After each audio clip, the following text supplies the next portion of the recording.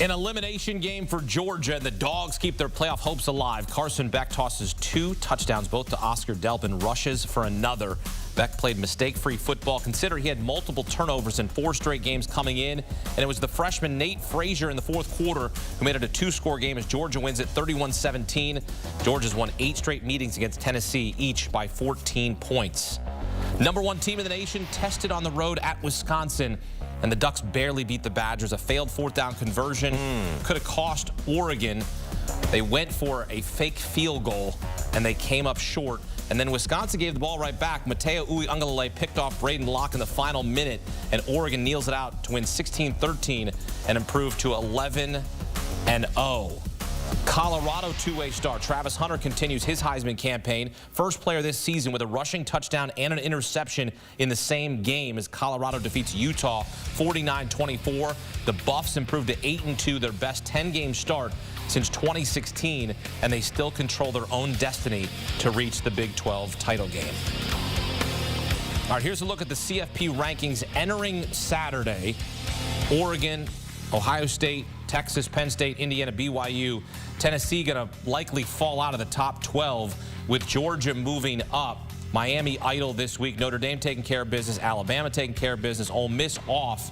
Georgia going to get into the bracket now because, of course, you're going to have Boise State as the 12 seed in the bracket because they're the highest ranked group of 5 champion as projected. So Georgia will be in the playoff field come Tuesday.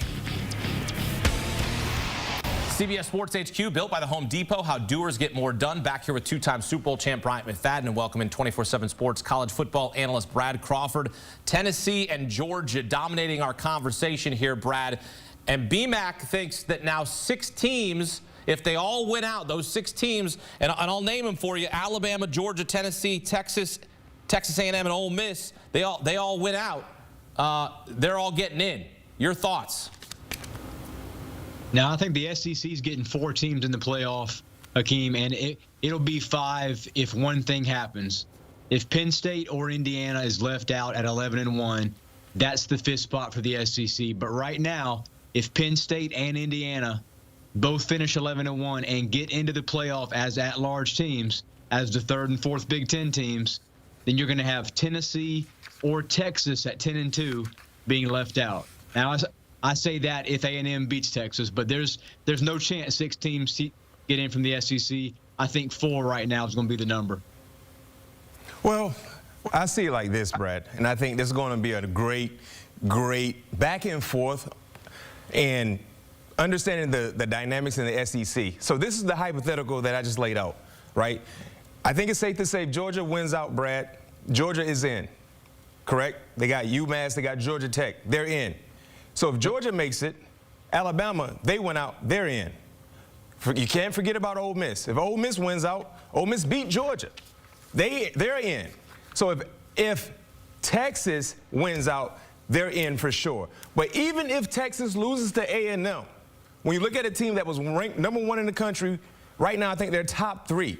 If they lose to A&M, which would be considered a good loss, when you look at what A&M has done, I think it's hard for the committee to leave Texas out of the playoffs. The brand, the tradition, the pedigree, everything that's associated with Texas, not to mention this is a team that once upon a time throughout this year was considered the number 1 team in the country. And as I look right now, I think they're top 3.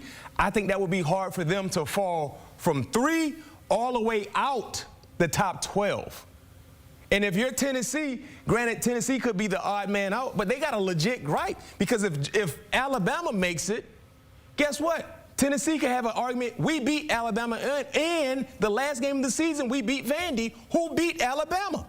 And right now, beating Vandy is considered a quality win when you look at how competitive they've been this season and when you look at their signature win, which was beating Alabama at home. So there's a lot when you talk about the turmoil, the chaos that will happen if all of those things takes place. But I get your point. 6 is a lot, no question.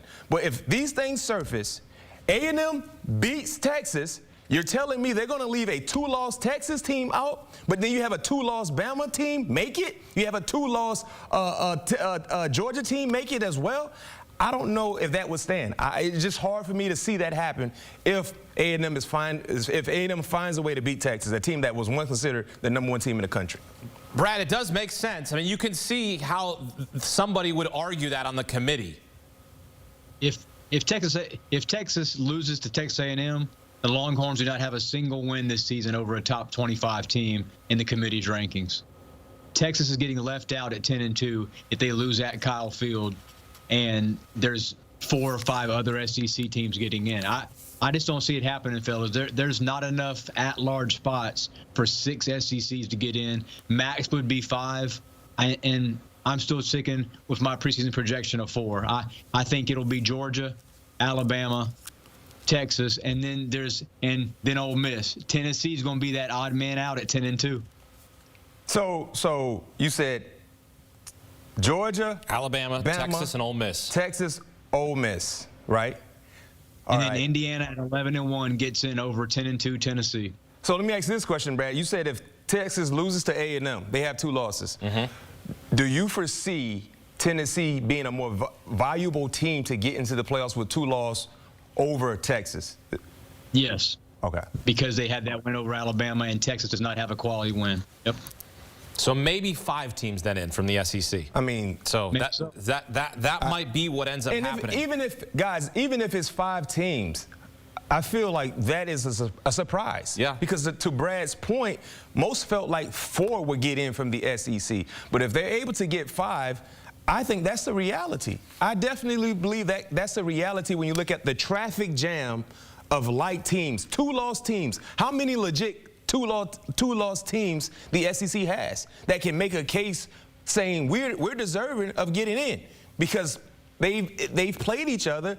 Bama beat Georgia, Tennessee beat Bama, Georgia beat Tennessee. Heck, I'll make a case for South Carolina at 7-3 right now. They won 4 in a row. Like Shane Beamer is, I mean, it's Beamer ball back in Columbia. Like there are teams coming on. I'm not being obviously for real, but I'm just telling you, like this has been a season in the SEC that I can't remember one like this where there's so much parity.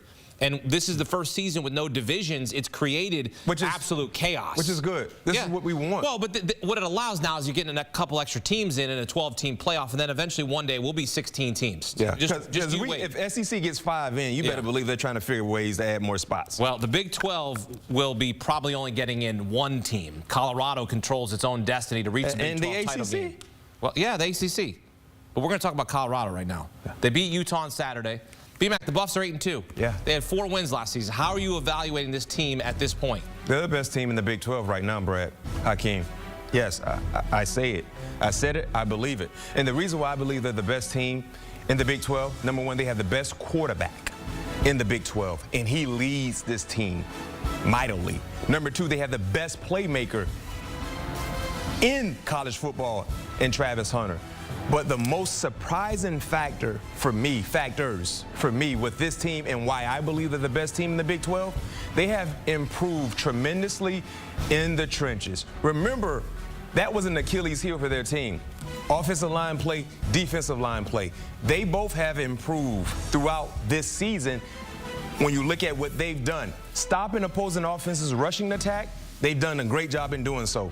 Being able to run the football, provide a sense of balance, they've done a great job in doing that. And most importantly, protecting Shedeur Sanders just a little better than what they've done in weeks past. Heck, going back to last year, they have done a great job in improving to protect their star quarterback. When you look at the playmakers they have, the talent they have, it's hard to overlook what they've done and what they could do moving forward. And they're just clicking at the right time. Mike Tomlin used to tell us all the time, when it gets close to playoff moments, 2 things happen. Either you're thriving or you're surviving. Colorado's a team that's currently thriving. Yeah, they are. Next week, Colorado plays Kansas at Arrowhead in Kansas City, followed by their regular season finale at home against Oklahoma State as they control their own destiny. It is incredible what has happened in 1 season in Colorado. All right. Let's take a look at Brad's top 12 teams. We know the 3rd set of rankings are coming up on Tuesday. Brad, who do you have? Who's in your top 12 at this point? Yeah, as long as BYU wins tonight, I think the top 6 remains unchanged. And then you have some changes. I think Tennessee falls to 12, replacing Georgia. I think Georgia moves up to number 9. You'll see Notre Dame and Miami move up. There's a chance that with Georgia's win over Tennessee, perhaps the committee puts Georgia at maybe 7 or 8, pretty much locking the Bulldogs in with 10 wins. But there's going to be some changes for sure. Penn State, Ole Miss, possible first-round game. That would be great in Oxford, home game there. Boise State at Ohio State. Right now, Boise State winning against San Jose State still has them in that G5 lock. But if Army beats Notre Dame next week and finishes unbeaten and then beats Tulane, well, then we're talking about the resume for Army being better than what Boise State has. Tulane's good, fellas. They've won 8 straight games, and Army plays them. So, and then Alabama, Indiana is another one. So there's some really quality first-round matchups coming up if this projected top 12 comes to fruition. Any reaction to that, what you saw? I think that's definitely feasible. I think that is a possibility. And Brad made a great point in terms of Army, because that is the next big game for Army and Notre Dame. Neutral site, if I'm not mistaken. Yankee Stadium. Yes, Yankee Stadium. If they somehow beat the Fighting Irish, number one, that would knock the Fighting Irish out of any playoff potential brackets. They would be done. But then what happens with Army when you look at the group of 5 play in Boise? Because to Brad's point, that win over Notre Dame in this hypothetical would trump anything that Boise has done, in my opinion, when you look at the entire structure of the season.